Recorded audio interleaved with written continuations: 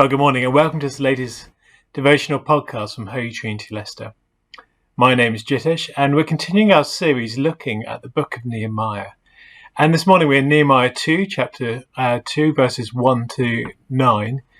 And I want to draw out from it just three things, three simple marks of what should mark us as workers in God's kingdom. What God calls us to have, characteristics and marks that make us effective for his purposes. In the Lord's Prayer, you'll know that we pray, your kingdom come, your will be done on earth as it is in heaven. And the question is, how do we become the answer to our own prayers? What is it that needs to be in our life that we might be agents of God's kingdom coming? In the Gospels, Jesus says that the kingdom advances forcefully and forceful people take hold of it. But what do such people look like? And I want to draw out three things that we should have in our life that we can ask God for. The great missionary Hudson Taylor once said that, depend on it, God's work done in God's ways will never lack for supplies. And these are God's ways to do God's work that will never lack his supply. And the first thing is this, that we need God's passion, the passion of God, to fill our lives. In our passage, Nehemiah has been waiting 3 months until he makes his move. He's heard that the walls of Jerusalem have been destroyed, and he's had a sense of God's call upon his life to be part of their rebuilding, to coordinate it, to enable it, to allow God's kingdom to come once again amongst his people. But he waits 3 months, and we'll find out why in just a moment. But that's a passion that's burned during those 3 months. His initial desire to do something wasn't a flash in the pan desire. It wasn't a temporary desire. It was a long, slow burning fervour that something needs to be done, that God's kingdom needs to come. And it's a passion that overcomes comfort. You see, Nehemiah is the cupbearer to the king, we find out. And he had a quite comfortable living, probably, in the royal palace, eating of the royal food. And he didn't need to get his hands dirty. He didn't need to put his life in danger by going back to Jerusalem to help the rebuilding. But that passion that is burning inside of him causes him to overcome that comfortable place of living. It's a passion also that overcomes fear. We've seen in this chapter, he knows he's going to have to make a bold request of the king. He's going to have to ask for something that normally would be unaskable.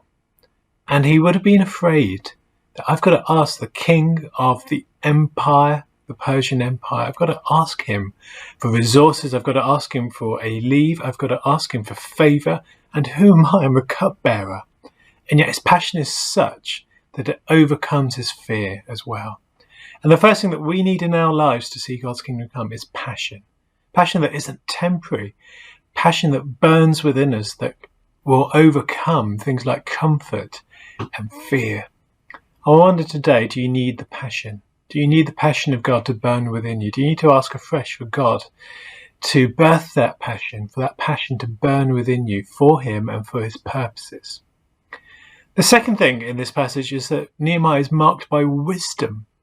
You see, the reason he waits 3 months is because he waits for an opportune time to bring the situation before the king. He waits, it says, until the New Year banquet. And then the way that he starts to make his approach to the king is really wise as well. It says that he doesn't make a direct request, which might well have got his head chopped off. How dare he speak up in the royal court? Instead, he shows his mourning on his face, his sadness of heart for the first time, prompting the king to ask what's wrong. And then when he's asked what's wrong, the reply he gets isn't what you'd expect. It isn't that he says that the walls are broken down and that they need rebuilding and someone needs to do it, so please send me. He speaks about the city that houses his father's tombs, which is really wise because it's a culture that really honoured ancestors, and how that city had been abandoned and destroyed. And that would have resonated with the king because he really would have honoured ancestors and ancestral history as well, creating sympathy, and not mentioning, of course, the fact that that city had once been involved in military rebellion. He's wise in the way that he presents the issue. And God promises for us as well wisdom. wisdom to employ in his purposes, wisdom that the Proverbs speak about like a sharpening of the axe. That means that you don't have to exert as much strength. Wisdom that is wisdom from heaven, wisdom that marked Jesus, who had the spirit of wisdom, wisdom that we know that we often need. We don't know how to do things, but God does.